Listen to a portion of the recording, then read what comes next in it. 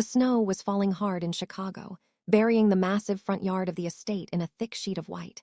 Ngozi's bare feet sank deep into the freezing powder.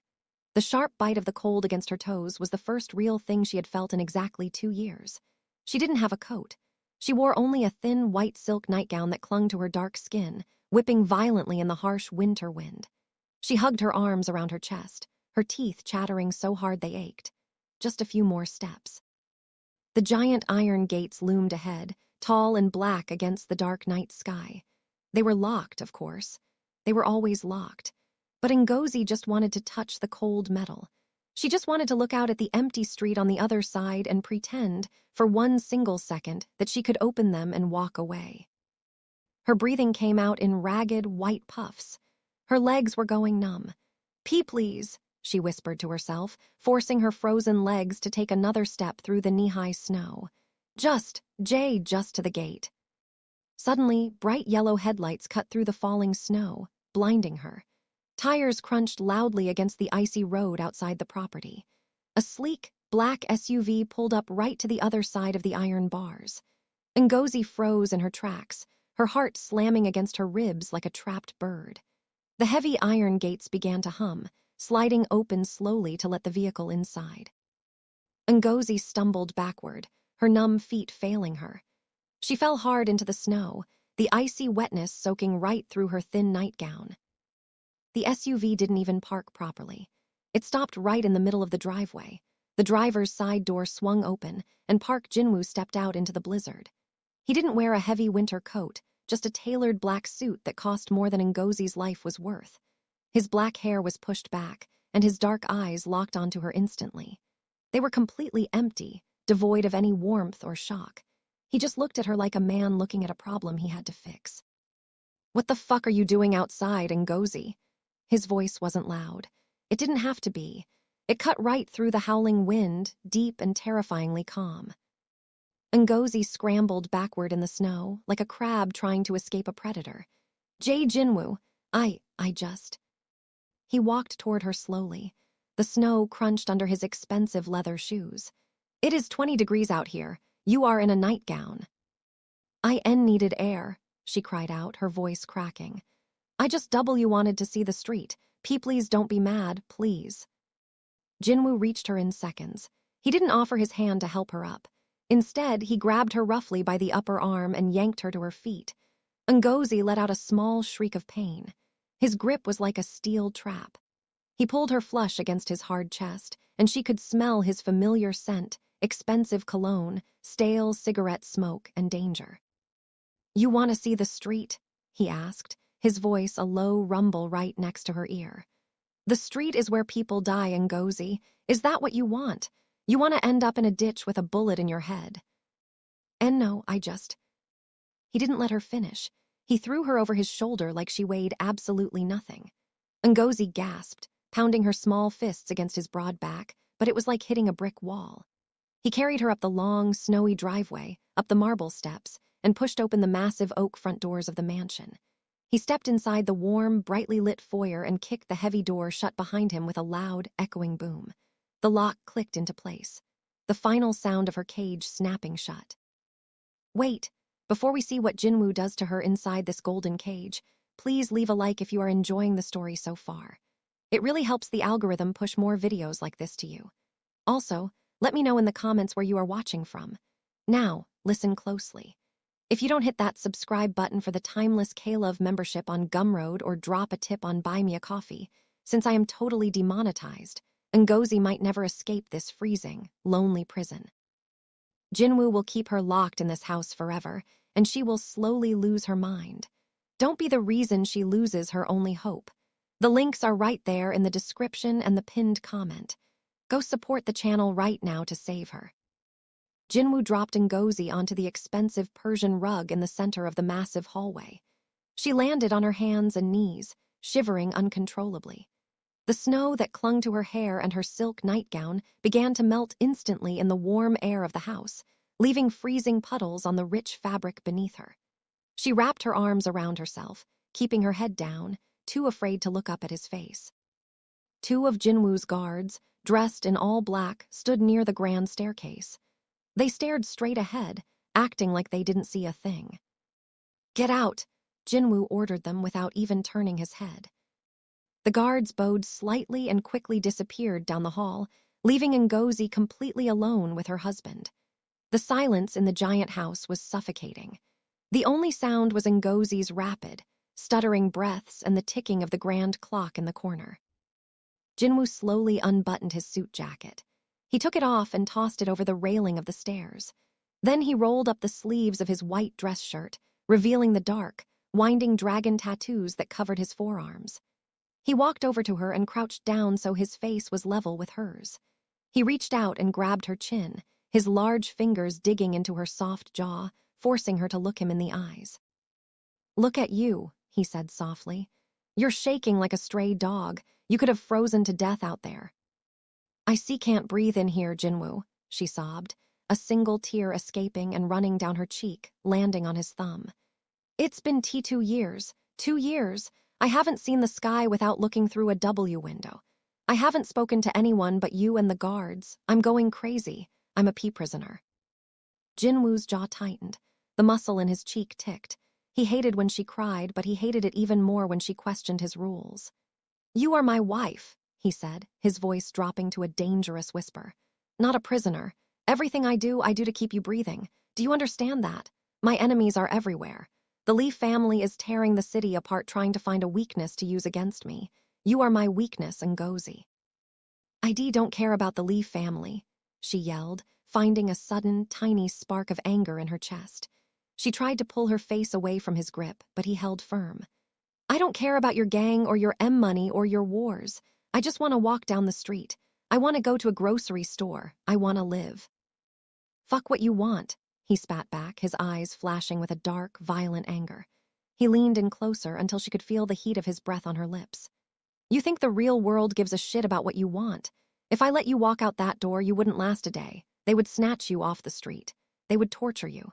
They would send you back to me in pieces just to see me bleed. You stay in this house, Ngozi. You stay where I can see you. You stay alive." Ngozi let out a loud, ugly sob. She slumped forward, her fight draining out of her. It was always the same argument. Every time she tried to talk about leaving, he brought up his enemies. He brought up the danger. He made her feel stupid and helpless, like a child who didn't know how to cross the road. But she wasn't a child. She was a woman rotting away inside a mansion built on blood money. Jin-woo let go of her chin. He sighed, rubbing a hand over his face. The anger seemed to fade, replaced by a cold, heavy exhaustion. He looked down at her wet, shivering form and clicked his tongue. "Go upstairs and take a hot shower," he ordered, his voice flat and tired. "You're ruining the rug." Ngozi didn't move. She just sat there, staring at the floor, crying silently. "I said go upstairs," he repeated, louder this time. Slowly, painfully, Ngozi pushed herself up off the floor. Her legs trembled under her weight. She didn't look at him again. She just turned and began to walk up the grand, curving staircase, her wet feet leaving little damp footprints on the polished wood. She felt his eyes on her back the entire way up. She knew he wouldn't look away until she was locked inside the master bedroom. Once she reached the top of the stairs, she walked down the long, carpeted hallway and pushed open the heavy double doors to their bedroom. It was massive, bigger than the entire house she grew up in. A king-sized bed sat in the middle, covered in dark gray silk sheets. Floor-to-ceiling windows lined the far wall, showing the snow still falling heavily outside in the dark. But the windows were bulletproof. They didn't open. They were just another wall. She walked into the attached bathroom and turned on the shower, letting the hot water steam up the glass. She didn't get in right away. Instead, she leaned against the cold marble sink and stared at herself in the mirror. Her natural hair was a messy halo around her head, damp from the snow. Her eyes were red and puffy. She looked exactly like what she was, a broken, terrified bird locked in a very expensive cage. But as she stared at her own reflection, the fear slowly began to mix with something else. Desperation. Anger. A deep, burning need to survive. Jin-woo thought she was weak. He thought she was just a timid, stuttering girl who needed his protection. He didn't know what she had done earlier that afternoon while the guards were busy eating lunch in the kitchen. Ngozi reached down into the front of her wet nightgown. Her trembling fingers pulled out a small, cheap, black burner phone. She had stolen it from the coat pocket of a new guard who had fallen asleep near the back door. She had run outside tonight not just to feel the snow, but because the walls of the mansion were so thick, she couldn't get a signal inside. She looked at the small screen. The signal bar showed one tiny, weak line. It was barely enough, but it was something.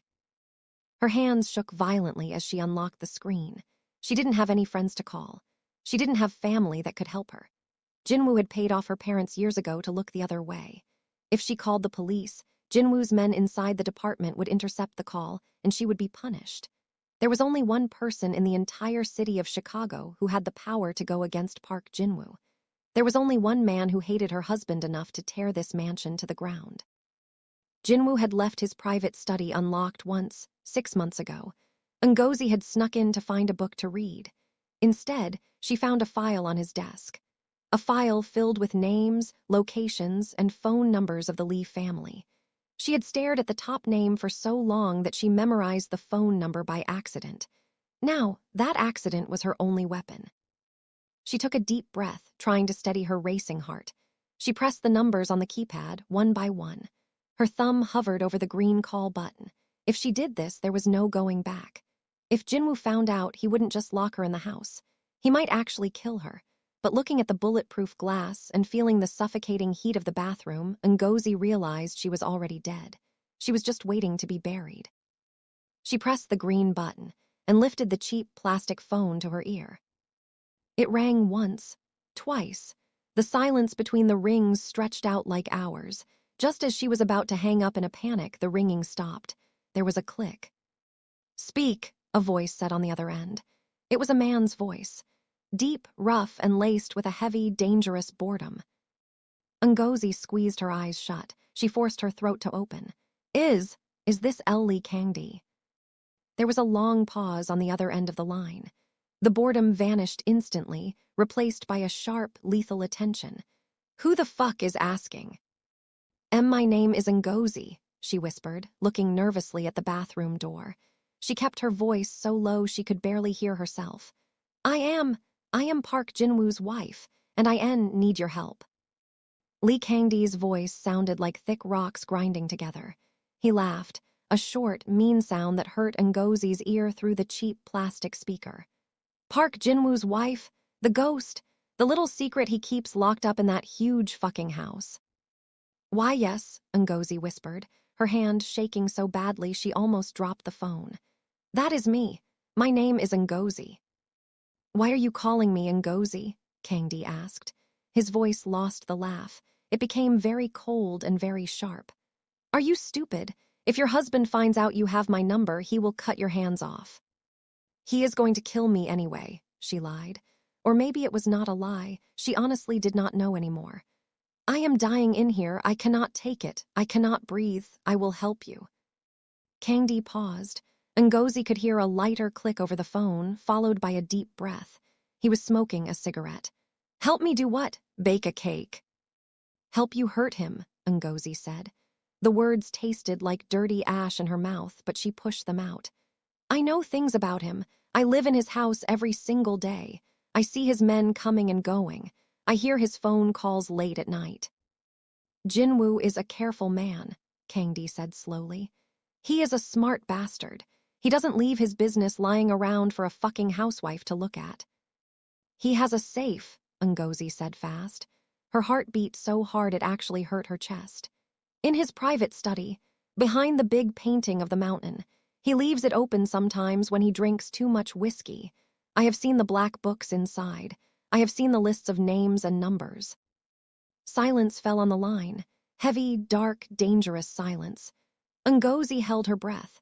She looked at the locked bathroom door. She expected Jin-woo to kick it down at any second. "You have my attention, little bird," Kang-dae finally said, blowing out smoke. "But how do I know this is not a setup? Jin-woo is a snake. Maybe he is standing right next to you with a gun to your head, telling you exactly what to say to trick me." "He is downstairs," Ngozi whispered, hot tears falling down her face and dripping onto her wet nightgown. "He is mad at me. He told me to take a hot shower. I am hiding in the bathroom right now." Suddenly, a loud, heavy knock hit the bathroom door. Bams, bam, bam. Ngozi jumped high into the air. She dropped the burner phone. It hit the hard marble floor with a loud clack. Ngozi! Jin-woo's voice came right through the thick wood of the door.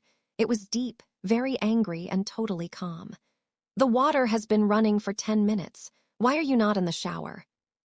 Ngozi stared at the phone on the floor. The call was still connected. The little green light was on. Kang-dae could hear everything. He could hear Jin-woo's voice. She fell down to her knees and grabbed the small plastic phone. She brought it right up to her mouth. "Please," she whispered into it, as quiet as a small mouse. "Tomorrow night, 2 in the morning, the back iron gate by the kitchen. The code is 4991. Send someone, please help me." She didn't wait for him to answer. She pressed the red button and ended the call fast. Her hands shook so bad she could barely hold the phone. Where could she hide it? She looked around the giant bathroom in a panic. It was all white marble, clear glass, and bright lights. There was nowhere to hide anything. Bam, bam. Jin-woo hit the door again, much harder this time. "Ngozi, do not make me break this fucking door off the hinges. Answer me right now." "I am getting in," she yelled back. Her voice cracked loud in the middle. "I am sorry, I was just taking off my wet clothes." She looked around like a trapped rat. The air vent. It was high up on the wall near the toilet. She grabbed the small wooden trash can and dragged it over to the toilet. She climbed up on top of it, balancing on her toes. She reached up with shaking fingers and pulled on the metal vent cover. It was a little loose. She pulled it back just enough. She shoved the cheap black phone deep inside the dark, dusty hole and pushed the metal cover back into place. She jumped down, but her wet foot slipped on the edge of the trash can. She fell hard onto the tile floor. Her knee hit the ground with a loud thud, scraping the skin. She didn't have time to cry about the pain. She reached up and grabbed the top of her wet silk nightgown. She pulled it over her head and threw it into the far corner of the room. She was completely naked, shivering, and covered in cold goosebumps. She ran to the glass shower. She stepped inside the hot, steaming water. The heat burned her freezing skin, making her gasp out loud. Right at that exact second, there was a loud crash. The heavy bathroom door flew open, hitting the wall with a bang that shook the expensive mirrors. Jin-woo stood in the doorway. He had taken off his expensive suit jacket and his dress shirt. He only wore his black pants and a tight white undershirt. The dark, scary dragon tattoos on his arms looked like they were moving as his big muscles flexed. He held a small silver key in his right hand. He had unlocked the door from the outside. He stepped slowly into the bathroom. His dark, cold eyes scanned the room instantly. He looked at the wet nightgown in the corner. He looked at the trash can pushed near the toilet. He looked at the thick steam filling the air. Finally, his eyes landed right on her. Ngozi stood under the falling hot water, hugging her arms tightly around her chest. She looked at him through the clear glass door of the shower. She was shaking, and it wasn't from the winter cold anymore. It was pure terror. "What took you so long?" Jin-woo asked. He walked slowly toward the glass. His shoes made soft tapping sounds on the tile. "I had to take off my wet clothes," she stuttered, trying to sound normal. "The buttons were stuck together." There were no buttons on the silk nightgown. She realized her stupid lie a second too late. Jin-woo stopped right in front of the glass. He tilted his head slightly to the side. "It is a slip dress, Ngozi. It does not have any buttons." Ngozi closed her eyes tight. Her chest moved up and down very fast. "I was confused. I am just so cold. My brain is not working right now." Jin-woo didn't move. He just stared at her naked body through the wet glass. His look was heavy and dark. It felt like a real, physical weight pressing down hard on her skin. He wasn't looking at her with love or care. He was looking at her like she was a broken machine he was trying to figure out. "I heard a voice," he said slowly. His tone was low and highly dangerous. Ngozi's stomach dropped straight to the floor. She thought she was going to throw up her dinner. "W what?" "Before I knocked on the door, I heard you talking." Jin-woo crossed his thick arms over his chest. "Who were you talking to in here, Ngozi?"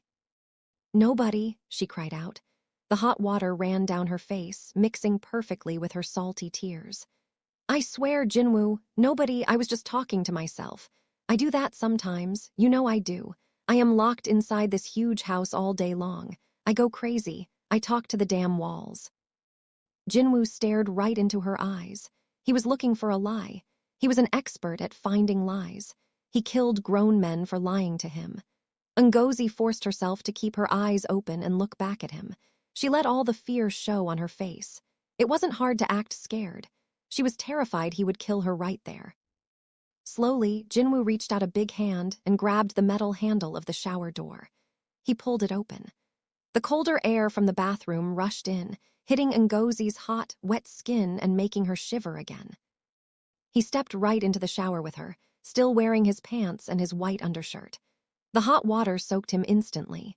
His white shirt turned completely clear, sticking flat to his hard chest and stomach muscles.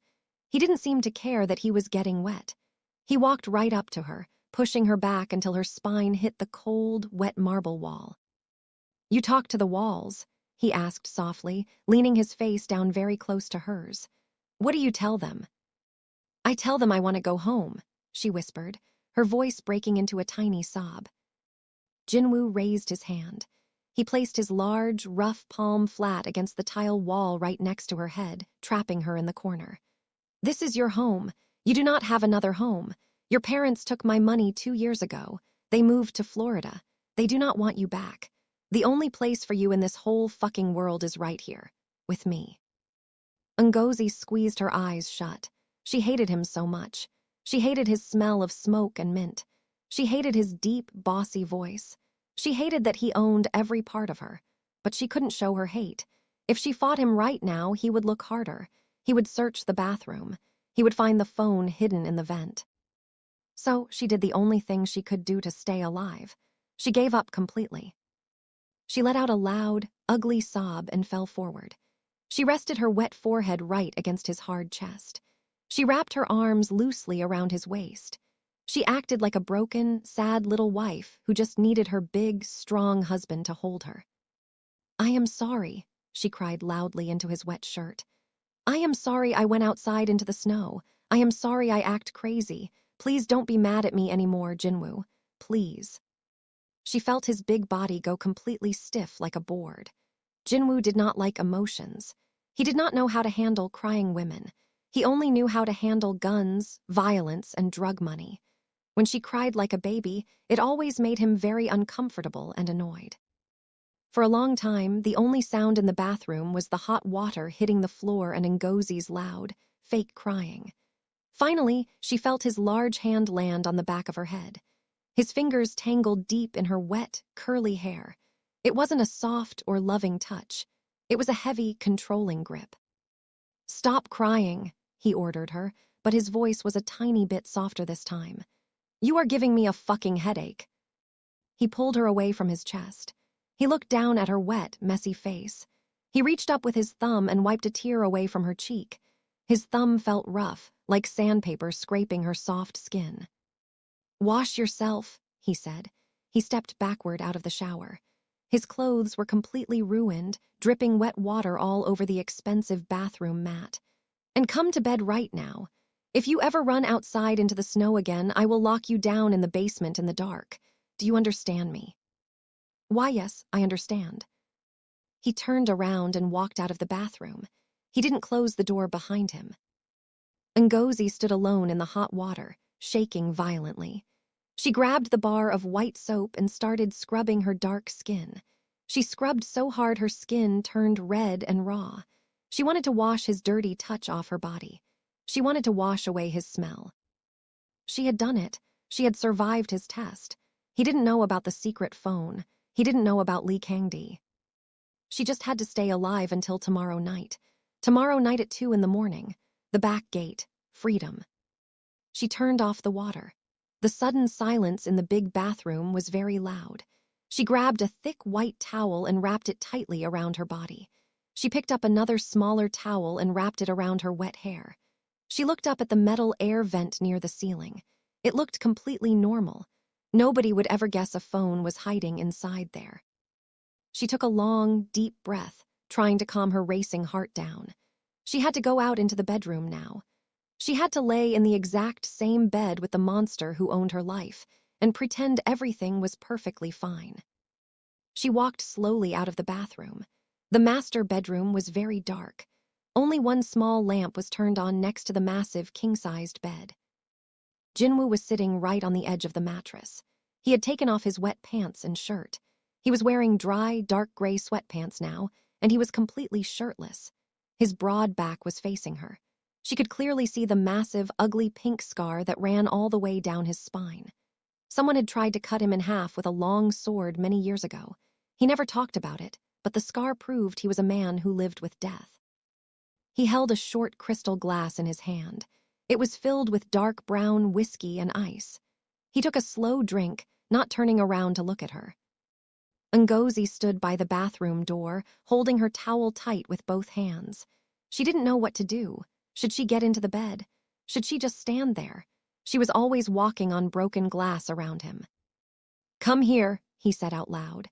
His voice was totally flat. He still didn't turn around.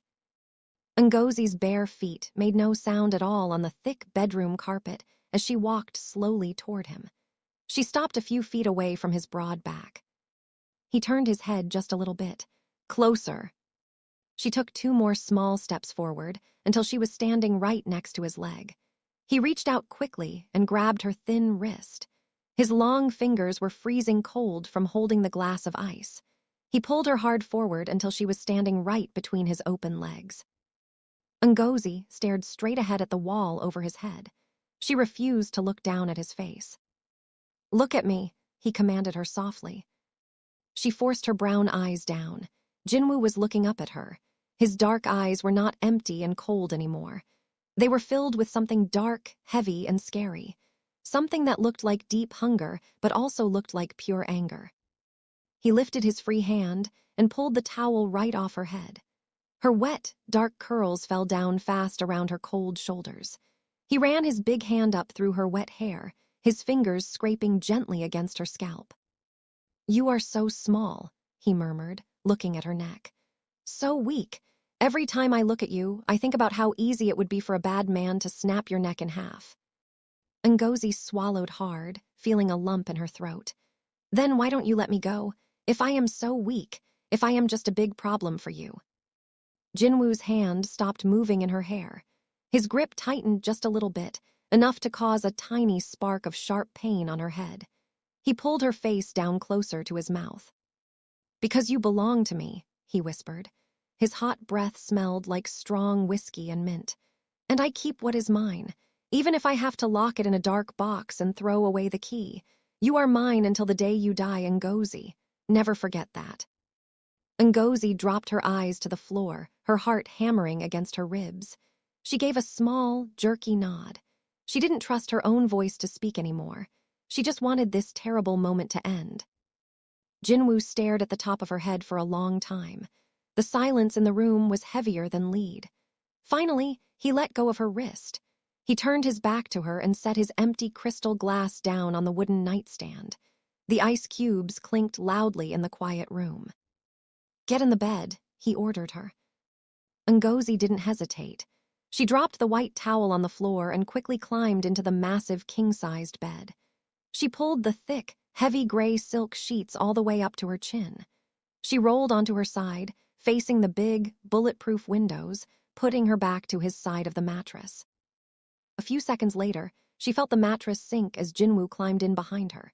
He didn't stay on his side. He slid across the smooth sheets right up against her back. His bare chest was hot, almost burning against her cold skin. He reached his thick, heavy arm over her waist and pulled her flush against his body, pinning her in place. His arm felt like a heavy iron bar pressing down on her stomach. She could feel the steady, slow beat of his heart against her spine. Jin-woo fell asleep in less than 10 minutes. His breathing became deep and even. Ngozi squeezed her eyes shut, but her mind was spinning 1,000,000 miles an hour. Killers always slept so well. They didn't have bad dreams. They didn't feel guilty. She opened her eyes and stared at the red glowing numbers on the digital clock sitting on the dresser across the room. It was 11:43 p.m. She had to wait an entire day and a half until 2 in the morning tomorrow night. Every single minute felt like a whole hour. She lay perfectly still in the dark. She thought about the rough, mean voice on the phone. Lee Kang-dae. Was he actually going to come? Was he going to send his men to the back gate? Or was he just a cruel gangster who thought it was funny to give false hope to a desperate woman? Maybe he had already thrown his phone away and forgotten all about her. The dark thoughts chewed at her brain until the sun finally started to come up. The next morning, the Chicago sky was an ugly, dark gray. The snow had stopped falling, but the wind was howling outside, blowing the white powder into huge piles against the tall iron fences. At exactly 6 in the morning, Jin-woo's alarm went off. It only beeped once before his large hand slammed down on the button, killing the noise. He pulled his heavy arm off Ngozi's waist and sat up. He didn't look at her. He didn't say good morning. He just stood up and walked into the massive walk-in closet. Ngozi stayed under the warm sheets, pretending to be half asleep, but she watched his every move through the open closet door. Jin-woo put on a pair of dark blue dress pants and a crisp white button-down shirt. He stood in front of the tall mirror, fixing his expensive silk tie. Then he walked over to a small wooden box sitting on a top shelf. He opened the box and pulled out a heavy black handgun. The metal looked freezing cold. He pushed a black magazine clip into the bottom of the gun. Click. The sharp sound echoed in the quiet closet. He slid the weapon smoothly into a dark leather holster strapped under his left arm. Finally, he put on his dark blue suit jacket to hide the gun. He walked out of the closet and stopped by the side of the bed. Ngozi looked up at him, keeping her face totally blank. "I have a meeting with the port union today," Jin-woo said. His voice was all business, cold and flat. "I will be back late tonight. Eat your meals. Stay away from the front door. Do not make me angry today, Ngozi." "Okay," she whispered. He leaned down and pressed his lips against her forehead. The kiss felt like a large, poisonous spider crawling across her skin. It made her stomach turn over, but she didn't flinch. She just blinked. Jin-woo stood up straight, turned around, and walked out of the bedroom. A minute later, Ngozi heard the heavy front door open and slam shut. She heard the loud hum of the giant iron gates outside opening. She heard the tires of his black SUV crunching over the icy road as he drove away. She was alone. Ngozi threw the heavy silk sheets off her body. The air in the big house felt instantly lighter, like someone had finally stopped choking her. She got out of bed and walked to her dresser. She put on a pair of thick, gray sweatpants and a long-sleeve black sweater. She needed to stay warm today. She walked out of the bedroom and went slowly down the grand, curving staircase. The house was dead silent. 2 guards dressed in black suits stood by the front double doors. They had small, clear wires in their ears. When Ngozi walked past them, they didn't blink. They didn't smile. They looked right through her like she was a ghost haunting the hallway. She went into the huge, modern kitchen. Everything was made of shiny steel and white marble. The head maid, Mrs. Choi, stood at the large island counter. She was an older Korean woman with completely gray hair pulled back tightly into a bun. She had cold, mean eyes. She was fiercely loyal to Jin-woo, and she treated Ngozi like a piece of dirt on the floor. Mrs. Choi was holding a huge, sharp knife, chopping carrots on a wooden board. Chop, chop, chop. The sound was fast and loud. "Are you hungry, ma'am?" Mrs. Choi asked. She didn't stop chopping. She didn't even look up. "No," Ngozi said quietly. "I just want a glass of water." Mrs. Choi pointed the tip of the huge knife toward the giant silver refrigerator. "Mr. Park left very strict orders. He said you must eat 3 full meals today. I am making beef stew. You will sit at the table and eat it at exactly noon." Ngozi felt a sudden, hot flash of anger in her chest. She hated this woman. She hated everyone in this house who helped keep her trapped. "I said I am not hungry, Mrs. Choi." Mrs. Choi finally stopped chopping. She set the knife down and slowly lifted her head. She stared right into Ngozi's brown eyes. Her look was full of disgust. "Mr. Park's orders are not choices, ma'am. You are too skinny. He does not like it. You will eat the stew." Ngozi pressed her lips together tightly. There was no point in fighting with the maid. Mrs. Choi would just call Jin-woo's phone and tell him his wife was misbehaving. Ngozi walked over to the cabinet, grabbed a clear glass, and filled it with cold water from the tap.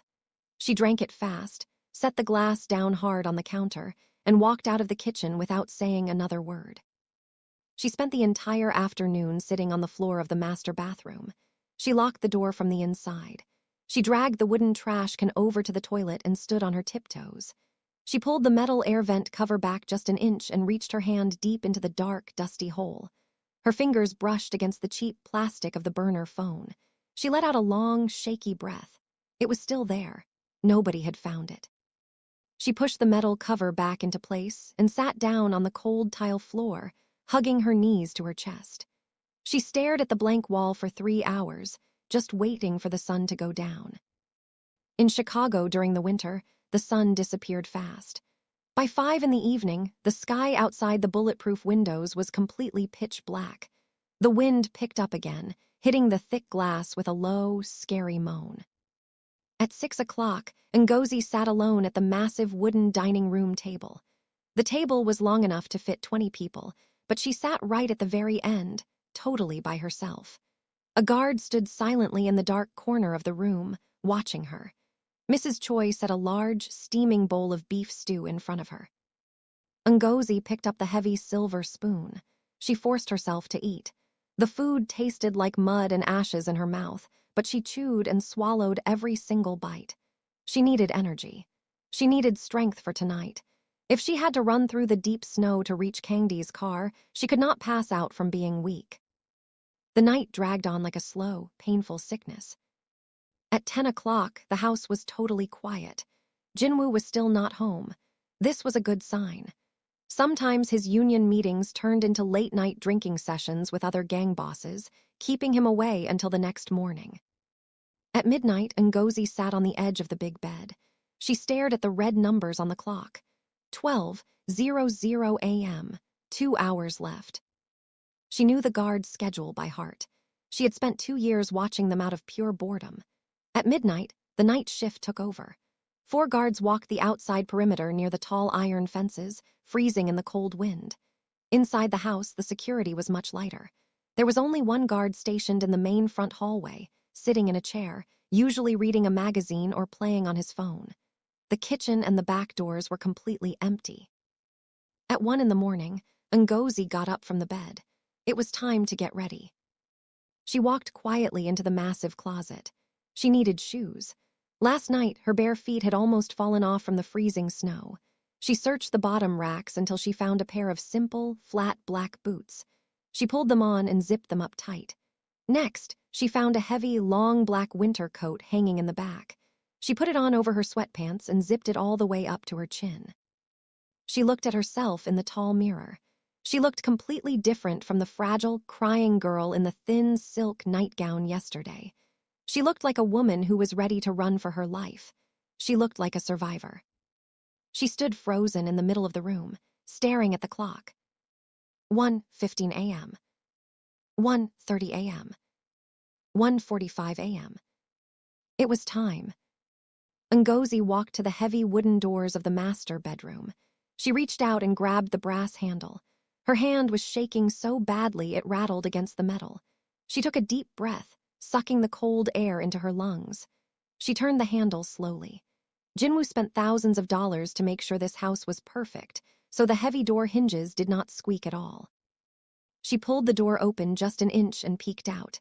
The long, carpeted hallway was dark. Only a few small wall lights were turned on, casting long, spooky shadows on the floor. She stepped out of the bedroom, leaving the door cracked open behind her. She walked down the long hall, pressing her back flat against the wall. She placed her black boots carefully on the thick carpet, making absolutely zero noise. She reached the top of the grand staircase and crouched down low, grabbing the wooden railing. She looked down into the massive front foyer. Just like she knew, there was only one guard. He was a younger guy, wearing a black suit. He was sitting in a leather chair near the front door, his head tipped down, staring at the bright screen of his cell phone. Ngozi didn't need to go to the front door. The back gate was through the kitchen. She crawled slowly down the stairs, staying completely squatted to the ground. Her thigh muscles burned from the strain, but she didn't stop. She reached the bottom floor and slipped behind a large marble pillar before the guard could even look up. She held her breath, waiting. The guard didn't move. He just swiped his thumb across his phone's screen. Ngozi turned and began to creep silently down the dark, narrow hallway that led to the kitchen. Her heart was beating so loud in her ears, she was terrified the guard could hear it echoing off the walls. Just 50 more feet. Just past the kitchen island, through the mudroom, and out the back heavy steel door. Ngozi pressed her back against the cold wall. She took one step, then another. The thick carpet ended and the smooth kitchen tiles began. She looked down at her black boots. She had to place her feet perfectly flat so they would not squeak against the floor. She took her first step onto the tile. It was perfectly silent. She took a second step. Suddenly, a loud click echoed through the dark house. The guard in the front hallway had dropped his cell phone. Ngozi froze like a statue. "Shit," the guard muttered. She heard his leather chair squeak loudly as he stood up. Ngozi panicked. She dove behind the massive marble kitchen island just as the guard's heavy footsteps started walking down the hall. He was coming straight toward the kitchen. She curled her body into a tight ball on the floor, hugging her knees to her chest. She squeezed her eyes shut. She held her breath until her lungs burned, praying he would not look over the counter. Guard walked right into the kitchen. He hummed a low, boring song. He opened the huge silver refrigerator. The bright light from inside the fridge washed over the dark floor, stopping just inches away from Ngozi's black boots. She could hear him shifting glass bottles around. He grabbed a can of soda and cracked it open with a loud pop. He took a long drink. Ngozi's heart slammed against her ribs so hard it physically hurt. If he walked around the island, he would see her immediately. He would grab her. He would call Jin-woo, and Jin-woo would take her down to the basement and lock her in the dark forever. The guard closed the fridge door. The kitchen went totally dark again. He burped loudly, turned around, and walked back down the hallway to his chair. Ngozi let out a slow, shaking breath. She didn't have time to be scared anymore. She got up fast and ran on her tiptoes toward the mudroom. It was a small room right by the back door where the guards kept their wet winter coats and snowy boots. The heavy steel door loomed in front of her. Next to the door was a small, glowing red keypad. Her hands shook violently as she reached up. 4991. The keypad beeped softly. A heavy metal clunk sounded deep inside the door. The lock was open. Ngozi grabbed the thick metal handle and pulled. The door was incredibly heavy, but it swung open. Instantly, the brutal Chicago winter wind blasted into the mudroom. It hit her face like a slap of solid ice. The snow was blowing sideways in the dark. She stepped outside into the freezing night and pulled the heavy steel door shut behind her. It clicked loudly, locking her out completely. There was no going back now. She was outside. The backyard was massive and completely buried in deep white snow. Ngozi pulled her black coat tighter around her body. She ran. She didn't care about making noise out here because the wind was howling too loudly. Her boots sank deep into the snow with every single step. She pushed through the freezing powder, heading straight for the tall iron back gate near the alleyway.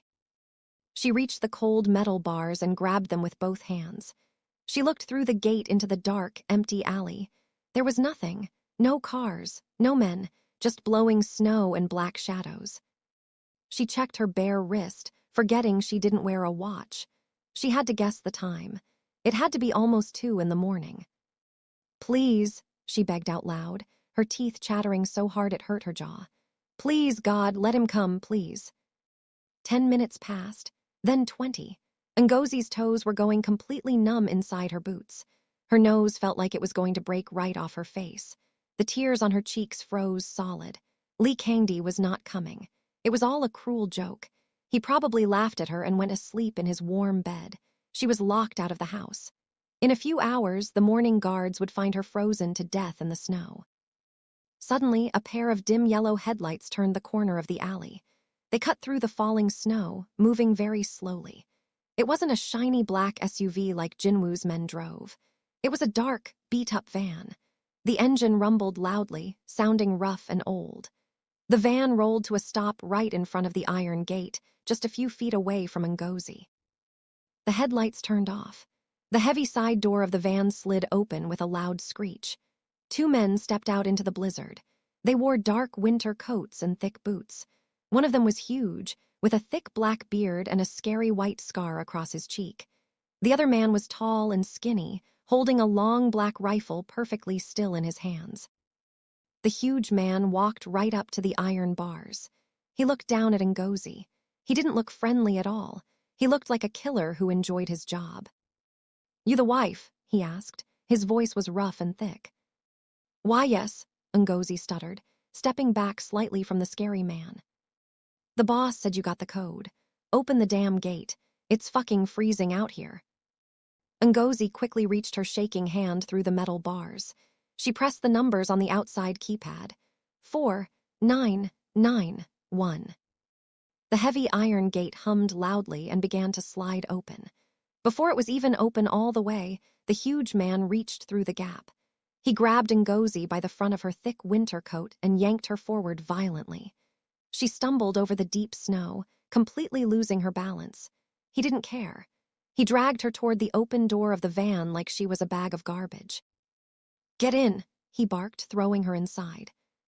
Ngozi landed hard on her hands and knees on the cold metal floor of the van. The skinny man with the rifle jumped in right behind her and slammed the heavy door shut. The van was instantly pitched into near total darkness. It smelled strongly of old blood, cheap beer, and stale cigarette smoke. "Drive," a voice commanded from the very back of the van. The driver hit the gas hard.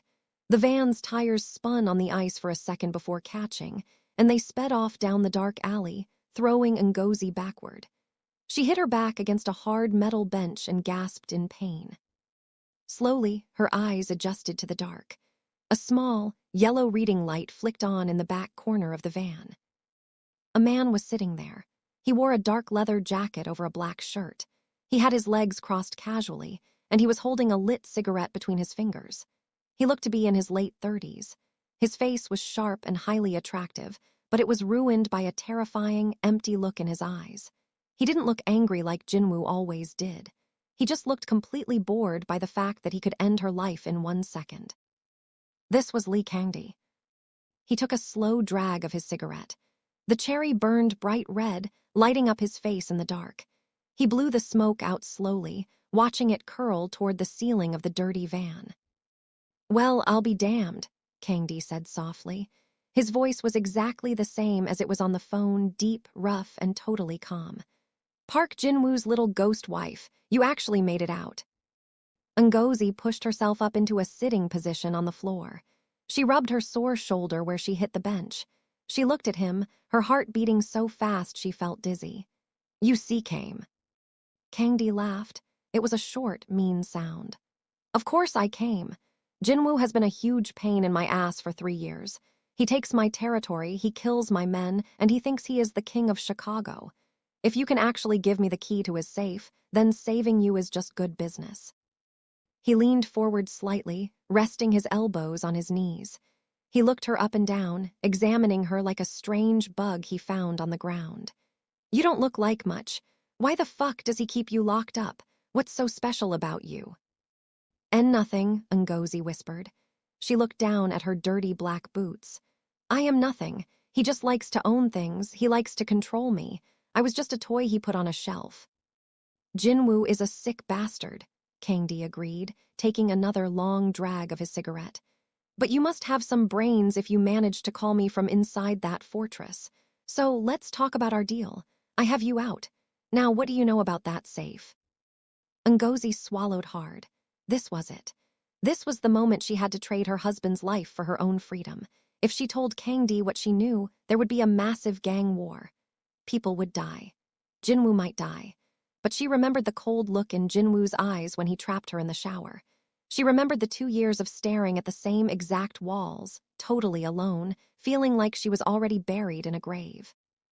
"He keeps a small black notebook inside the safe," Ngozi said. Her voice stopped shaking. It grew a little bit stronger. "It has the names of all the police officers he pays off. It has the bank account numbers where he hides his drug money. And it has the exact schedule of his weapons shipments arriving at the port." Kang-dae's eyes lit up instantly. A real, genuine smile finally spread across his face, but it didn't make him look friendly. It made him look like a starving wolf that just found a weak sheep. Weapon shipments. Are you sure about that? I saw it, she lied smoothly. She hadn't actually read the book close enough to know about the weapons, but she had heard Jin-woo talking on the phone about the port earlier today. She needed Kang-dae to think she was incredibly valuable, or he might just shoot her and dump her in a freezing river. I know exactly where the safe is. It is in his study, behind the large painting of the mountain. The code is 0214. Kang-dae stared at her for a long time. The only sound was the rumbling engine of the van and the tires hitting the icy roads. He flicked his cigarette ash right onto the metal floor. If you are lying to me, little bird, I will peel the skin off your face while you are still breathing. Do you understand? I am not lying, Ngozi said. She looked right into his terrifying, dead eyes. I just want to be free. I want to leave Chicago forever. You take his money and his empire. Just give me enough cash to disappear so he can never find me. Kang-dae chuckled. He leaned back in his seat and relaxed. We will see about that. First, we need to verify your information. We are going to a safe house. You will stay there until my men hit the port tomorrow night. If the weapons are there, we have a deal. If they are not, well, you will wish you stayed in that warm mansion. The huge man sitting in the front passenger seat turned around and looked at Ngozi. He gave her a sickening, yellow-toothed smile. Ngozi quickly looked away, staring at the rusty metal wall of the van. She hugged her knees tightly to her chest. She was out of the cage, but she was sitting right inside the belly of a new monster. The van bounced hard over a deep pothole, throwing Ngozi into the metal wall again. She bit her lip to keep from crying out. After another 20 minutes of driving in completely blind darkness, the van finally slowed down. The engine grumbled loudly and then cut off. The heavy side door slid open. The freezing Chicago wind whipped inside, carrying thick snowflakes. The huge man with the scar grabbed Ngozi by her coat sleeve and pulled her out. She stumbled onto a sidewalk covered in dirty, gray slush. She looked around. They were not in a nice part of the city anymore. They were parked in a dark, narrow alley behind a row of broken-down brick apartment buildings. The streetlights were all busted or shot out. The air smelled strongly of rotting garbage, wet dog, and cheap weed. Move, the huge man barked, pushing her forward in the back. Ngozi walked quickly, keeping her head down. Kang-dae walked in front of them, his hands stuffed deep into his leather jacket pockets. He didn't look worried about being out in the open. He walked like a man who owned the dirty streets. They went up a set of concrete stairs that were crumbling apart. Kang-dae kicked the heavy wooden door open with his heavy boot. They stepped into a dark hallway that smelled like old urine and mold. The floorboards creaked loudly under their feet. They walked up 3 flights of stairs. Ngozi's legs were burning, and she was out of breath, but she did not dare to slow down. The skinny man with the long black rifle was walking right behind her. Kang-dae stopped at a door at the very end of the hall. He unlocked it with a silver key and pushed it open. He stepped inside and flicked a switch on the wall.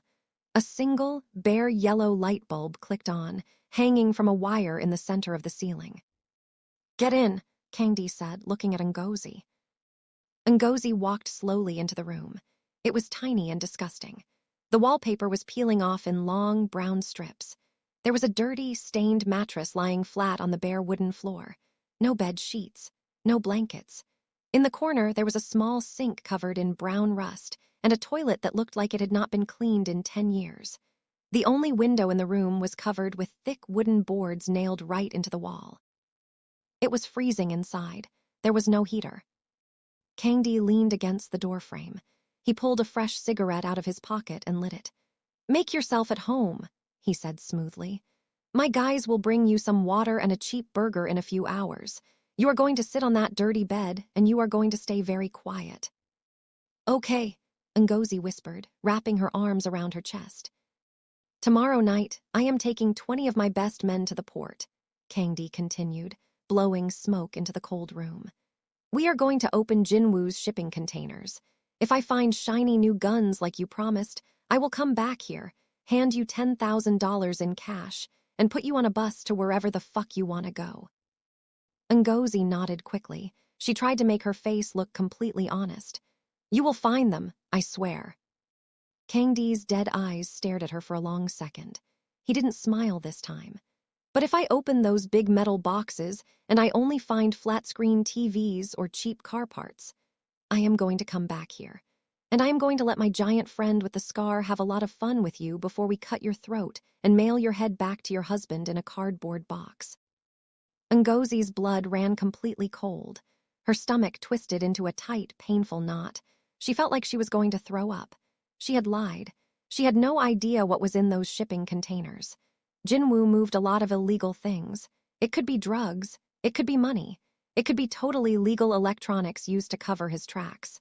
The chances of it being weapons were so small. She had just signed her own death warrant. "Do we understand each other, little bird?" Kang-dae asked. "Yes," she squeaked out. Her voice was totally gone. "Good." Kang-dae stepped backward into the hallway. "Get some sleep, you look like shit." He slammed the heavy wooden door shut. Ngozi heard the loud metal click of a deadbolt locking from the outside. Then, she heard a heavy body slide down the wall and sit on the floor right outside her door. They had left a guard. She was trapped again. Ngozi walked over to the dirty mattress. She didn't want to sit on it, but her legs were shaking too badly to stand. She sat down on the edge, keeping her thick black coat zipped up all the way to her chin. She hugged her knees and buried her face in her arms. She started to cry. She cried for the warm, huge bed she had left behind. She cried for the hot shower. She had traded a golden cage with a monster who wanted to keep her alive, for a rotting wooden box with a monster who could not wait to kill her. While Ngozi sat shaking in the dark, miles away on the rich side of the city, Park Jin-woo's sleek black SUV rolled slowly up the snowy driveway of his massive estate. It was 4 a.m. The snow had finally stopped falling, leaving the entire property buried in a thick, silent blanket of white. Jin-woo parked the car right near the front steps. He turned the engine off and sat in the quiet dark for a full minute. He was exhausted. The meeting with the port union had been a total nightmare. The old men wanted more bribe money. They threatened to strike. Jin-woo had to hold a gun to the union leader's knee to make them understand who was really in charge of Chicago.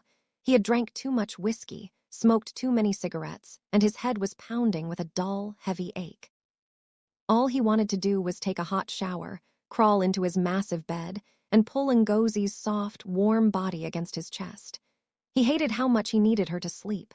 She was his property. She was a little bird he caught and put in a cage.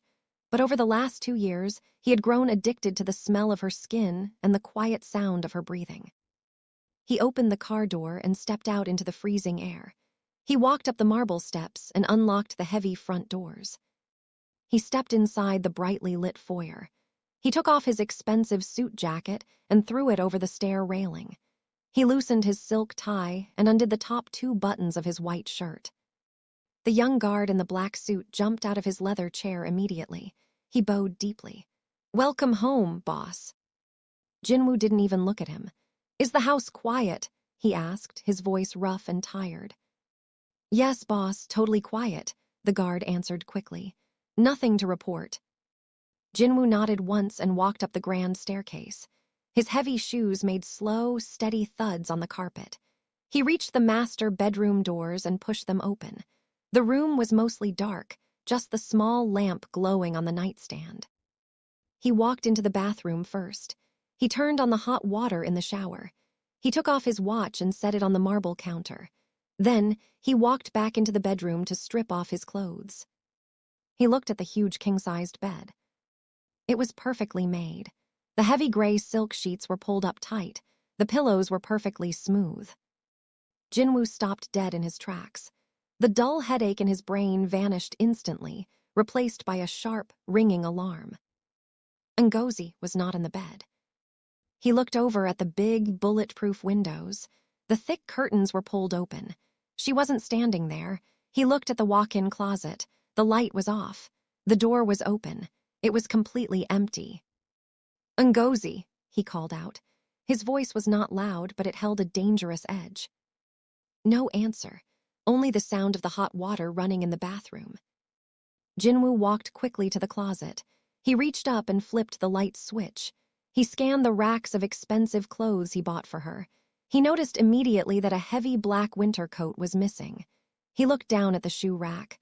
Her flat black winter boots were gone. His heart did not speed up. It felt like it completely stopped beating. A cold, black rage started to pool deep in his stomach.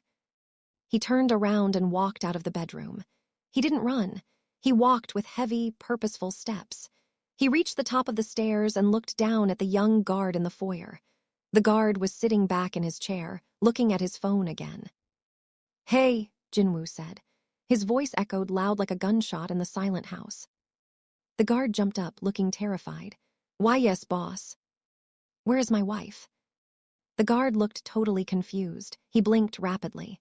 Your wife. She is upstairs, boss. She went asleep hours ago." Jin-woo walked down the stairs. He moved like a large, dangerous predator locking onto a weak target. "She is not upstairs." "But she never came down here, boss. I swear on my life. I have been sitting right here all night. Nobody walked past me. The front door has been locked since you left." Jin-woo reached the bottom of the stairs. He didn't say another word. He walked right past the guard and headed straight down the dark hallway toward the kitchen. He stepped onto the cold tile floor. He turned on the bright overhead lights. The kitchen was totally empty. He walked past the huge marble island and headed into the small mudroom by the back door. He stopped. The heavy steel door was shut, but a small puddle of melted snow was sitting right on the mat near the keypad.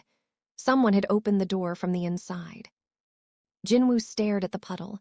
His jaw clamped down so hard his teeth squeaked. He turned around and walked fast back to the front foyer. The young guard was standing there, shaking like a leaf, knowing something was horribly wrong. "Boss, I swear I didn't see." Jin-woo moved faster than a normal human should be able to move. He closed the distance in 1 second. He didn't pull his gun. He just balled his right hand into a massive, heavy fist and swung. His knuckles connected directly with the guard's nose. There was a loud, sickening crunch of bone breaking. The guard flew backward, crashing hard into the heavy wooden front doors. He slid down to the marble floor, blood gushing out of his ruined nose, covering his white shirt in bright red. He groaned in terrible pain, holding his face. Jin-woo stood over him. He reached down and grabbed the guard by his expensive silk tie. He hauled the crying man up to his feet and slammed him back against the wooden door. "You had one job," Jin-woo whispered. His dark eyes were completely black with rage. "You sit in that chair and you make sure my house stays locked. You fell asleep, or you played on your stupid fucking phone, and my wife walked right out the back door." "I am sorry," the guard sobbed, blood bubbling out of his mouth. "Please, boss, I didn't hear her. She didn't make a sound." Jin-woo threw the man onto the ground in disgust. "Get the head of security on the phone right now. Wake up every single man on the property. I want the camera footage from the back gate on my tablet in 2 minutes. Move, or I will put a bullet in your head right here." The guard scrambled away on his hands and knees, leaving a trail of blood on the beautiful marble floor. Jin-woo stood alone in the hallway. His chest heaved up and down. He pulled his phone out of his pocket and dialed a number. It rang once before it was answered. "Boss," a deep voice said on the other end. It was Choi, his right-hand man and top killer. "Wake up the crew," Jin-woo ordered. His voice was freezing cold. "Get everyone to the mansion, now." "What happened?" Choi asked, sensing the pure murder in his boss's voice. "Someone took Ngozi," Jin-woo said. The words tasted like poison in his mouth. "I am going to burn the entire city of Chicago to the ground until I find her." 10 minutes later, Jin-woo was sitting at the massive dining room table. He was still wearing his suit pants and his white shirt. 7 of his top men stood around the room, totally silent, looking at the floor. Nobody wanted to make eye contact with the boss. The air in the room was so tense it felt hard to breathe. Jin-woo was staring down at a silver tablet on the table. He was watching the security footage from the camera mounted on the alley wall outside the back gate. The video was black and white and grainy because of the blowing snow. He watched the beat-up van pull up. He watched the heavy metal gate slide open. He watched his tiny, fragile wife stand in the snow wearing the big black coat. Then he watched the huge man with the beard step out of the van. He watched the man grab Ngozi violently by the coat and throw her into the back of the dirty van like a piece of trash. Jin-woo's hand gripped the edge of the wooden table so hard his knuckles turned completely white. The wood creaked loudly under his fingers. "Pause it," Jin-woo commanded. Choi leaned over and tapped the screen. The video froze right on the huge man's face as he turned to look back at the alley. "Enhance that frame," Jin-woo said. Choi zoomed in on the man's face. It was blurry, but the thick beard and the nasty white scar across his cheek were very easy to see. Jin-woo knew every criminal, every thug, and every killer in the city. He stared at the scarred face for 10 seconds. Then, a dark, terrible realization washed over him. "That is Han," Jin-woo said softly. "He is a heavy hitter for the Lee family." Choi looked nervously at his boss. "Lee Kang-dae took her." "Yes," Jin-woo said. He stood up slowly from the chair. He reached under his left arm and pulled his heavy black handgun out of the leather holster. He checked the clip, making sure it was full, and shoved it right into the waistband of his pants. "Kang-dae thinks he can touch what is mine. He thinks he can drag my wife through the dirt." Jin-woo looked up at his men. His eyes promised death. True, ugly, violent death. "Load the trucks," Jin-woo ordered. "We are going to war." 5 massive black trucks tore down the empty, snow-covered highway of Chicago. They moved together like a pack of hunting dogs. Inside the lead truck, the heater was blasting, but the air felt like pure ice. Jin-woo sat in the front passenger seat. He had not bothered to put on a winter coat over his white dress shirt and suit pants. He didn't feel the cold. He only felt a burning, violent fire deep inside his chest. He held a heavy black rifle across his lap. He popped the long metal magazine out, checked the shiny brass bullets inside, and slammed it back in with a loud clack. Beside him, his top killer, Choi, gripped the steering wheel with thick leather gloves. Choi drove fast, pushing the heavy truck to 80 miles an hour over the dangerous black ice. "Where are we hitting first, boss?" Choi asked. He kept his eyes glued to the dark road. "The Red Star," Jin-woo said. His voice was completely flat and dead. "It is a dirty little bar owned by the Lee family on the west side. Kang-dae uses it to wash his drug money. The manager there is a fat piece of shit named Song. Song knows everything about Kang-dae's movements." "And if Song doesn't want to talk?" Jin-woo slowly turned his head to look at Choi. The look in his dark eyes was so scary that even a hardened killer like Choi had to swallow hard and look away. "Then we will cut off his fingers one by one until he learns how to sing." The trucks pulled off the highway and drove deep into the bad part of the west side. The streets here were narrow and filled with trash bags buried under the snow. At the end of a dark block, a bright, ugly red neon sign buzzed loudly over a black wooden door. The Red Star. Jin-woo's truck didn't even park. Choi slammed on the brakes, and the massive vehicle slid to a stop right in the middle of the street. Before the truck even stopped moving completely, Jin-woo kicked his door open and stepped out into the blizzard. 10 of his best men jumped out of the other trucks. They all wore black tactical vests over their heavy coats. They held shotguns, rifles, and heavy pistols. They didn't say a single word. They just followed their boss. Jin-woo walked straight up to the heavy black door of the bar. 2 large bouncers stood outside, shivering in the cold. When they saw Jin-woo and his small army of killers walking out of the snow, their eyes went wide with total panic.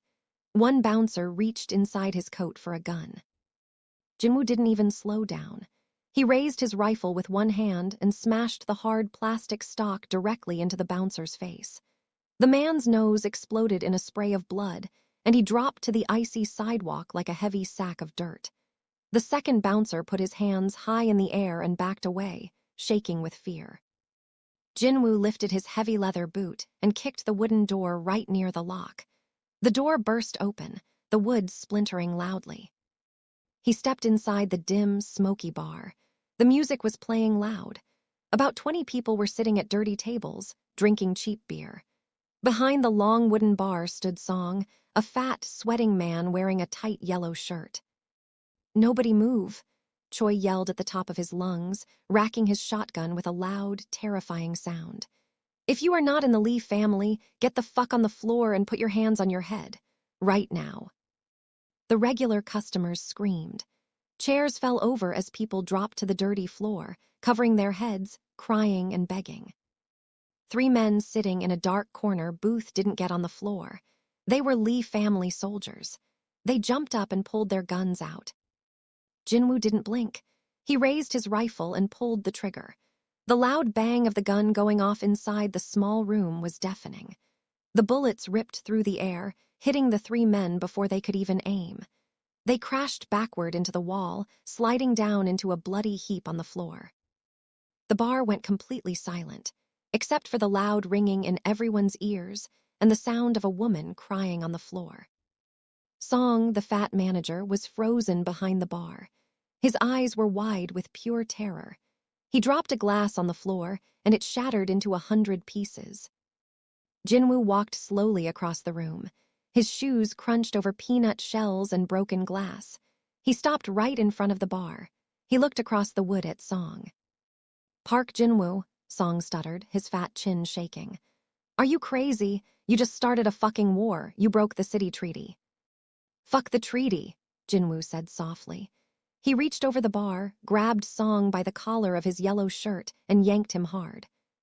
Song let out a high-pitched scream as he was pulled violently over the wooden bar. He crashed hard onto the floor right at Jin-woo's feet. Jin-woo put the hot barrel of his rifle directly against the center of Song's sweaty forehead. The fat man started to cry instantly. "Where is Lee Kang-dae?" Jin-woo asked.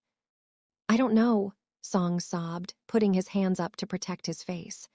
"I swear to God, Jin-woo, he doesn't tell me his schedule. I just run the bar. Please don't kill me." "He took something that belongs to me," Jin-woo said. His voice was lower now, sounding like a dark promise from hell. "He took my wife. If you do not give me an address right now, I am going to blow your brains all over your cheap liquor bottles." Song shook his head violently. "He has 10 safe houses on the south side. 10. He uses different ones every night. I don't know which one he is at, please." Jin-woo pulled the rifle away from Song's head. Song let out a massive breath of relief. But then, Jin-woo aimed the barrel down and pulled the trigger. Bang! The bullet tore straight through Song's right kneecap. The fat man let out a horrifying, wet scream. He grabbed his ruined leg, rolling on the dirty floor, blood pouring out onto the wood. "Give me the 10 addresses," Jin-woo ordered, watching the man bleed without a single drop of pity in his eyes. "Write them down right now.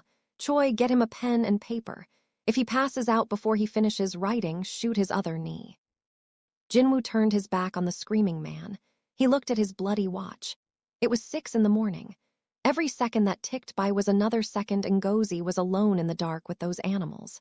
He squeezed his eyes shut for one brief moment, trying to block out the image of her terrified, beautiful face. He would find her. He would tear the city apart brick by brick until she was back in his bed where she belonged. Miles away, on the freezing south side of the city, Ngozi was completely blind to the violence happening because of her. She woke up on the dirty, stained mattress with a sharp gasp. Her entire body was shaking violently. The cold in the small room had sunk deep into her bones. She couldn't feel her toes or her fingers anymore. She kept her heavy black coat zipped all the way up and her hands shoved deep inside her pockets, but it was not enough.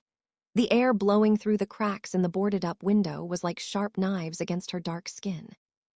Pale, gray morning light was trying to push its way through the wooden boards, letting her know it was daytime. She sat up slowly. Her back ached from sleeping on the hard, lumpy mattress. She looked at the heavy wooden door. It was still locked. She could hear the faint sound of a man snoring out in the hallway. The guard was asleep on the floor. Ngozi stood up. Her legs felt weak and wobbly like jelly. She walked over to the tiny, disgusting bathroom in the corner of the room. She turned the rusty metal handle on the sink. The pipes groaned loudly, and then a thin stream of freezing brown water spit out. She cupped her shaking hands and splashed the dirty water on her face. It tasted like metal and rust, but she didn't care. She needed to wake up. She looked up at the small mirror above the sink. It was cracked right down the middle. She looked terrible. Her dark, curly hair was a messy rat's nest. She had dark purple circles under her brown eyes. Her lips were cracked and bleeding from the freezing air. She stared at her own reflection for a long time. She remembered the lie she told Kang-dae in the van. She told him there were weapons in Jin-woo's shipping containers at the port. Tonight, Kang-dae was going to take 20 heavily armed men and crack those metal boxes open. When he found out she lied, he would not just kill her quickly. He would keep his promise. He would let the huge man with the scar hurt her first. "I have to get out of here," she whispered to herself in the empty room. "I cannot stay here." But how? The door was locked from the outside with a heavy deadbolt. A guard with a gun was sitting right outside. The window was covered in thick wooden boards nailed deep into the brick wall. She was a tiny, weak woman trapped in a strong box. She started looking around the tiny bathroom like a crazy person. She checked behind the nasty toilet. Nothing. She checked inside the cabinet under the sink. It was totally empty except for some mouse droppings. She looked back up at the cracked mirror. She reached her hand out and touched the glass. The piece on the right side was completely loose. The glue holding it to the wall had rotted away years ago. Ngozi carefully slipped her fingernails behind the edge of the glass and pulled. With a soft scraping sound, a large, sharp triangle of mirror popped off the wall. It was about 6 inches long, and the bottom edge was as sharp as a real razor blade. Ngozi held it in her hand. It was not a gun. It was not a knife. It was just a stupid piece of broken glass. But it was the only weapon she had. If Kang-dae or his men tried to grab her, she would fight. She would not let them kill her like a helpless sheep. She carefully wrapped the bottom edge of the glass in a piece of dirty toilet paper so it wouldn't cut her own hand. Then, she slid the sharp glass deep into the right pocket of her black winter coat. Just as she dropped her hand from her pocket, she heard a loud sound out in the hallway. "Smack! Wake up, you lazy piece of shit," a deep voice growled. It was Kang-dae. He had kicked the sleeping guard. Ngozi ran out of the bathroom and sat down quickly on the edge of the dirty mattress. She hugged her knees to her chest and tried to make herself look small and scared. She didn't have to fake the fear. Her heart was beating so fast she thought she was going to have a heart attack. The heavy deadbolt clicked loudly. The wooden door swung open, hitting the wall. Lee Kang-dae walked into the room. He was wearing the same black leather jacket. He looked wide awake and totally full of dark, dangerous energy. He was holding a greasy brown paper bag and a cheap plastic bottle of water. He tossed the bag and the water bottle right onto the mattress next to Ngozi. "Breakfast," he said, pulling a cigarette from his pocket and putting it between his lips. He lit it and blew a cloud of gray smoke into the freezing room. "Eat up, little bird. You need your strength." Ngozi slowly reached out and opened the bag. Inside was a cold, squished hamburger. The bread was hard, and the meat looked gray and disgusting. Her stomach turned over, but she knew she had to eat it. She picked it up and took a small bite. It tasted like cold grease, but she forced herself to chew and swallow. "Are you ready for tonight?" Kang-dae asked, leaning his back against the closed door. He watched her eat like he was watching an animal in a zoo. "Yes," Ngozi said quietly. She kept her eyes on the dirty floor. "Are you going to the port soon?" Kang-dae laughed. "Soon. I have guys watching the port right now. Jin-woo's men are running around the city like chickens with their heads cut off. He is looking for you everywhere. He shot up one of my bars this morning, put a bullet right through my manager's knee." Ngozi's breath caught in her throat. Jin-woo was looking for her. He was tearing the city apart. A tiny, confusing part of her felt a spark of hope. Her husband was a monster, but he was a monster who protected what was his. If Jin-woo found her before Kang-dae went to the port, maybe she wouldn't die today. But she quickly killed that hope. If Jin-woo found her, he would drag her back to that giant mansion and lock her in the basement. She would never see the sun again. Both men wanted to destroy her in different ways. "He is angry," Ngozi whispered. "He does not like losing his things." "He doesn't have a choice," Kang-dae said. He took a step closer to the bed. His dead eyes locked onto her face. "Tonight, I am going to take his shiny new guns. Tomorrow, I am going to take his drug corners. And by the end of the week, I am going to put a bullet right in his chest. And it is all thanks to you." Ngozi forced herself to look up and meet his scary eyes. She even managed to fake a small, weak smile. "Just remember our deal. When you get the guns, you give me the money and you let me go." "I never break a promise to a pretty lady," Kang-dae smiled, but the smile did not reach his cold eyes. He dropped his cigarette on the wooden floor and crushed it with his heavy boot. "I will be back at midnight. Be ready to move. If things go wrong at the port, we might have to leave in a hurry." He turned around, walked out of the room, and slammed the door shut. The lock clicked again. Ngozi was alone. She reached into her coat pocket and wrapped her shaking fingers tightly around the sharp piece of broken glass. She closed her eyes and began to pray.